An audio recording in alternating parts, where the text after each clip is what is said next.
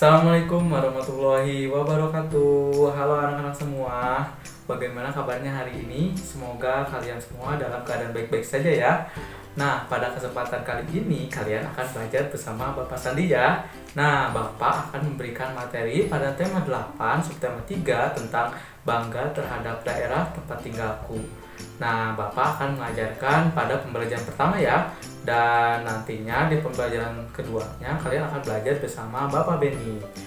Nah, sebelum kita masuk ke pembelajaran, mari kita berdoa terlebih dahulu ya, agar apa yang kita pelajari pada kesempatan kali ini semoga memberikan manfaat bagi kita semua. Amin. Nah, dan juga jangan lupa siapkan alat tulisnya dan juga buku temanya juga ya, agar apa yang nanti Bapak sampaikan bisa kalian catat dan bisa kalian pelajari di kemudian hari. Oke?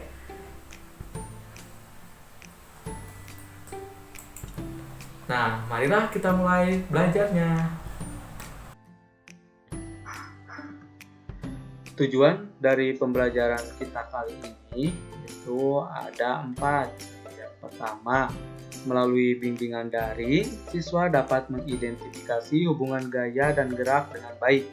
Yang kedua, melalui observasi, siswa dapat menyebutkan peristiwa gaya dan gerak di lingkungan sekitar dengan tepat.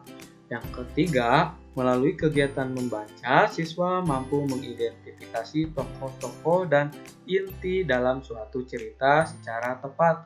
Yang keempat, melalui bimbingan daring, siswa dapat mengetahui seni rupa 3 dimensi dengan baik. Nah, anak-anak, pada pembelajaran kali ini tujuannya sebagai berikut ya. Oke, kita lanjutkan ke pembelajaran kita pada hari ini.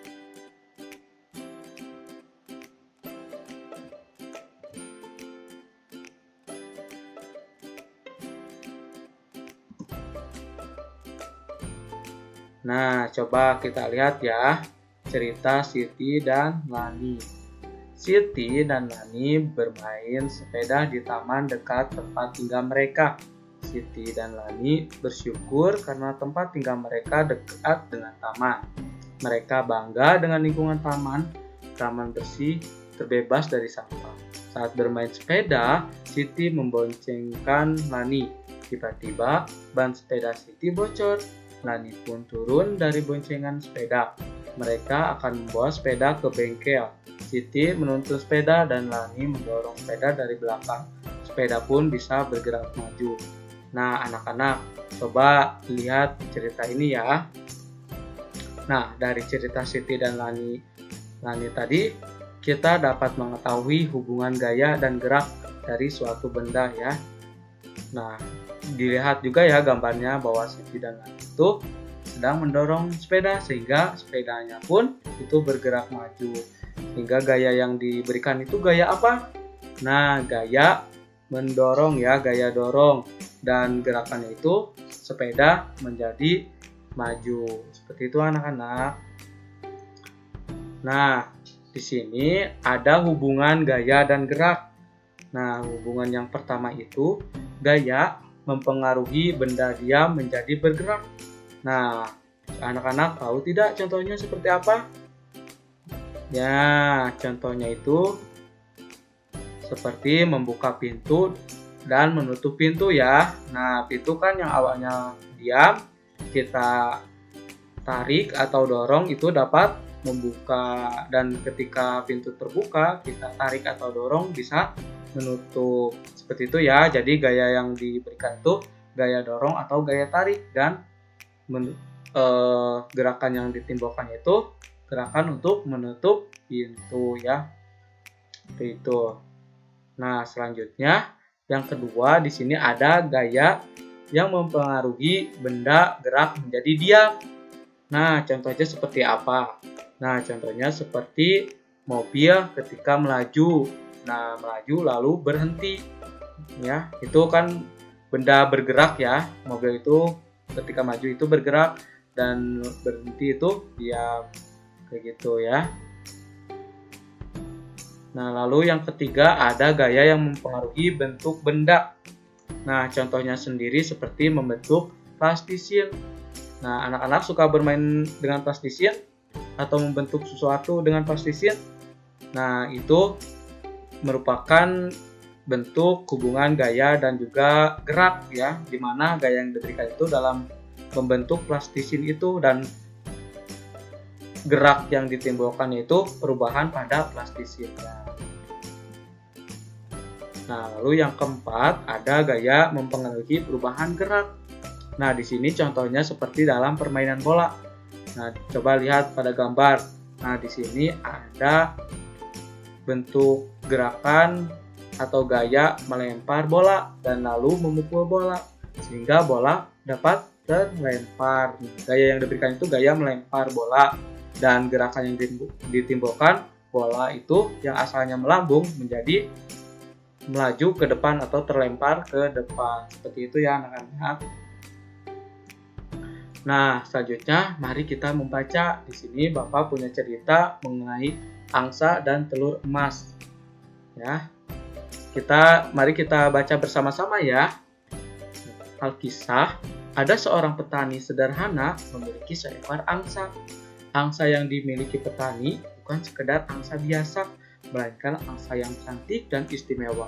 Keistimewaannya adalah angsa memiliki petani menghasilkan telur emas. Petani senang memiliki angsa istimewa itu. Setiap pagi, petani bisa mengambil telur emas di kandang. Petani membawa telur emas dari angsa miliknya ke pasar. Petani menjual telur emas dengan harga tinggi. Dalam waktu singkat, petani berubah menjadi kaya raya. Kekayaannya ternyata tidak membuat petani lebih bersyukur dan tetap rendah hati. Sebaliknya, kekayaan membuat petani serakah. Petani menginginkan angsa bisa menghasilkan telur emas lebih banyak lagi dalam waktu singkat. Petani tidak sabar dan ingin cepat menjadi orang kaya raya. Ketidaksabaran petani terhadap angsa miliknya muncul karena angsa hanya memberikan sebuah telur setiap hari. Petani merasa dia tidak akan cepat menjadi kaya dengan begitu. Setiap hari sepulang dari pasar, petani menghitung uangnya. Suatu hari, setiap menghitung uangnya, sebuah gagasan muncul di kepala petani. Petani berpikir bahwa ia akan mendapatkan semua telur emas dalam diri angsa sekaligus dengan cara memotong angsa. Gagasan petani pun dilaksanakan. Betapa kagetnya dan sedihnya petani ketika tidak menemukan satu telur pun dalam perut angsa. Angsa istimewanya terlanjur mati dipotong. Hanya penyesalan yang bisa petani rasakan saat itu. Keinginan petani menjadi kaya raya semakin jauh dari angan-angan. Nah, anak-anak, coba dari cerita tadi kita dapat ambil hikmahnya bahwa kita ketika mendapatkan suatu kelebihan itu kita jangan tamak, tetap harus bersyukur dan juga rendah hati ya, agar apa yang kita miliki itu selalu berkah ya anak-anak.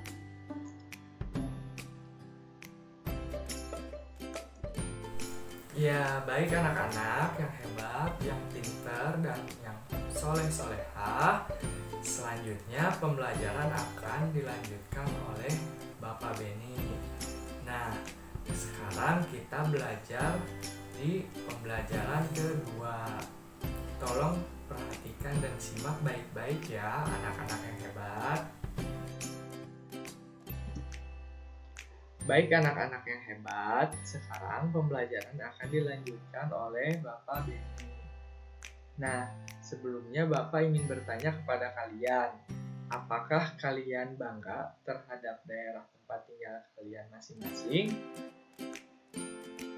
Iya, bagus. Kalian harus bangga terhadap daerah tempat tinggal kalian masing-masing ya. Nah, apa sih yang kalian banggakan di daerah tempat tinggal kalian? Wah, ternyata beragam ya. Baik, di sini Bapak punya sebuah contoh, yaitu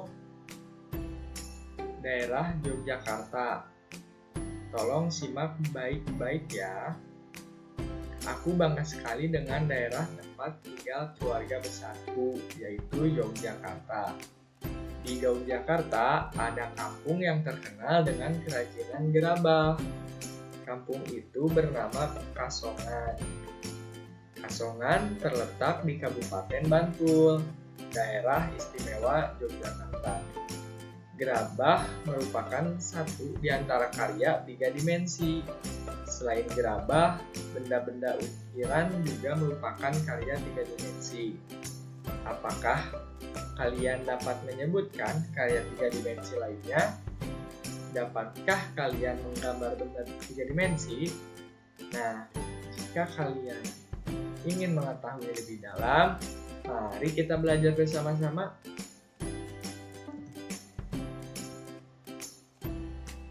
Nah, baik anak-anak yang hebat, coba kalian amati terlebih dahulu gambar benda-benda berikut. Nah, benda-benda pada gambar di atas merupakan gambar benda 3 dimensi. Baik anak-anak yang hebat, sekarang mari kita membaca yuk agar kita lebih mengetahui tentang seni rupa 3 dimensi. Tolong simak baik-baik ya anak-anak yang hebat. Gambar adalah karya seni rupa 2 dimensi. Karya seni rupa 2 dimensi merupakan karya seni rupa yang memiliki ukuran panjang dan lebar. Objek gambar adalah benda-benda 3 dimensi. Benda 3 dimensi adalah karya seni rupa yang memiliki panjang, lebar, dan tinggi, serta memiliki volume. Unsur volume inilah yang menjadi pembeda antara benda 2 dimensi dan benda 3 dimensi. Benda 3 dimensi misalnya benda hias dan benda yang digunakan untuk memenuhi kebutuhan sehari-hari. Contohnya seperti guci, vas bunga, meja, kursi, lemari, dan lampu hias. Nah, anak-anak yang hebat, kalian sudah paham? Apakah kalian juga sudah mengetahui bukan? Dari contoh benda 3 dimensi. Berdasarkan pengertian karya seni 3 dimensi di atas, dapat kami pahami adanya ciri-ciri 3 dimensi sebagai berikut. Yang ke-1, mempunyai panjang, lebar, dan tinggi. Yang kedua, dapat dinikmati keindahannya dari sudut pandang manapun. Dan yang ketiga, memiliki volume. Ditinjau dari jenis bendanya, ada 3 jenis benda yang biasa dituangkan dalam gambar 3 dimensi. 3 jenis benda yang dimaksud sebagai berikut. Yang pertama, benda kubistis. Benda kubistis adalah benda-benda yang berbentuk menyerupai bangunan kubus atau balok. Contohnya kotak pensil, kotak tisu, meja, kursi, lemari, bak sampah, dan kulkas. Kemudian yang kedua, benda silindris. Benda silindris adalah benda-benda yang berbentuk menyerupai silinder atau elips. Contohnya botol, gelas, piring, mangkuk, teko, dan guci. Dan yang ketiga, benda bebas. Benda bebas adalah benda-benda yang bentuknya tidak beraturan. Contohnya buah-buahan, pepohonan, batu-batuan, dan benda alam lain. Nah, anak-anak yang hebat, coba di sini perhatikan ada gambar teko. Nah, teko merupakan benda 3 dimensi. Benda 3 dimensi berupa teko dapat dibuat dengan cara dibentuk dari tanah liat. Karena pengaruh gaya saat membentuk. Tanah liat yang tadinya tidak berbentuk menjadi bentuk teko. Masih ingatkah kamu menemukan hubungan gaya dan gerak pada peristiwa di lingkungan tempat tinggal? Jika masih ingat, mari kita amati gambar peristiwa berikut.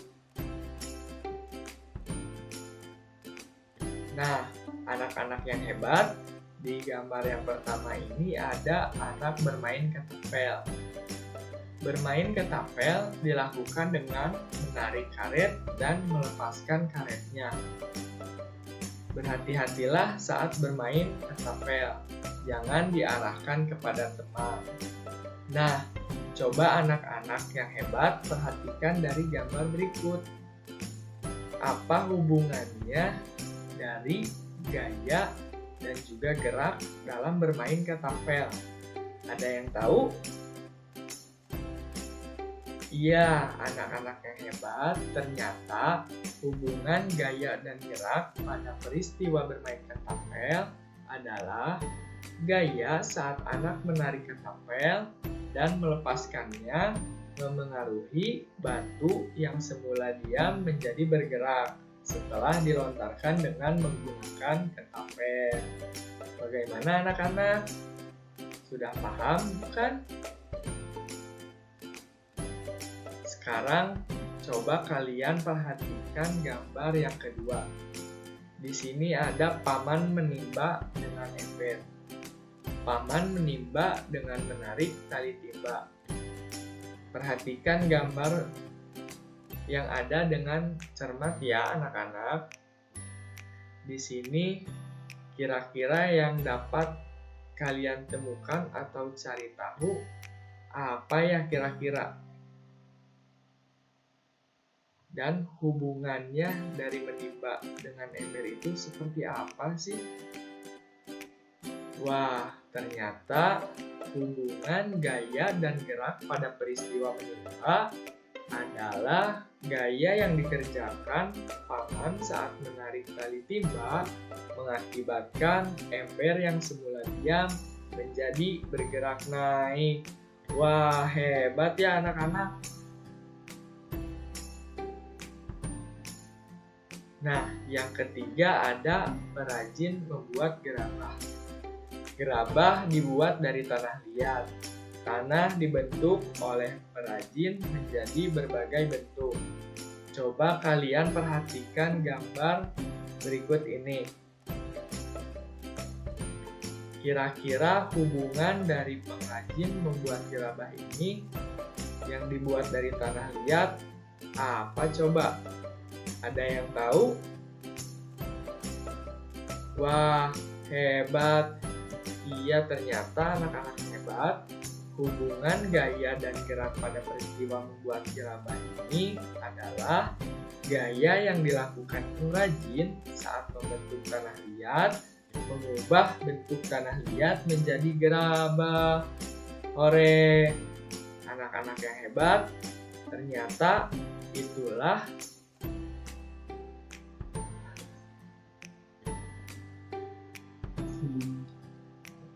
Wah, ternyata anak-anak yang hebat, itulah hubungan dari peristiwa-peristiwa yang sudah kalian amati tadi. Nah, baik anak-anak yang hebat, apa saja yang telah kita pelajari hari ini? Iya, benar, hebat. Hari ini kita sudah mempelajari tentang gaya dan gerak. Kemudian selain gaya dan gerak, kita pun sudah belajar mengenai cerita fiksi dan juga makna yang terkandung dalam cerita fiksi tersebut. Selain itu, kita juga sudah belajar mengenai benda 3 dimensi. Nah, kita juga belajar mengenai ciri-ciri dari benda 3 dimensi dan juga 3 jenis dari benda 3 dimensi. Nah, anak-anak yang hebat, ternyata pembelajaran hari ini sudah selesai. Sebelum kita mengakhiri pembelajaran hari ini, alangkah baiknya kita semua mengucapkan hamdalah bersama-sama agar pembelajaran hari ini mendapatkan berkah dan manfaat. Mari kita membacakan hamdalah bersama-sama. Alhamdulillahirabbil alamin. Semoga pembelajaran ini bermanfaat untuk kalian semua ya. Nah, baik anak-anak yang hebat, Bapak tidak akan pernah bosan-bosan untuk selalu mengingatkan kepada kalian untuk menerapkan 5M. Nah, apa saja 5M itu? Masih ingatkah? Iya, benar. 5M yaitu mencuci tangan, memakai masker, menjaga jarak, menghindari kerumunan, dan mengurangi mobilitas. Kemudian, supaya kalian terhindar dari paparan COVID-19, maka dari itu kalian harus selalu menerapkan 5M tersebut. Dan agar supaya kalian juga diberikan kesehatan selalu oleh Allah Subhanahu wa Ta'ala. Amin. Mungkin sekian dari Bapak. Sampai bertemu kembali di pertemuan berikutnya. Sampai jumpa. Wassalamualaikum warahmatullahi wabarakatuh.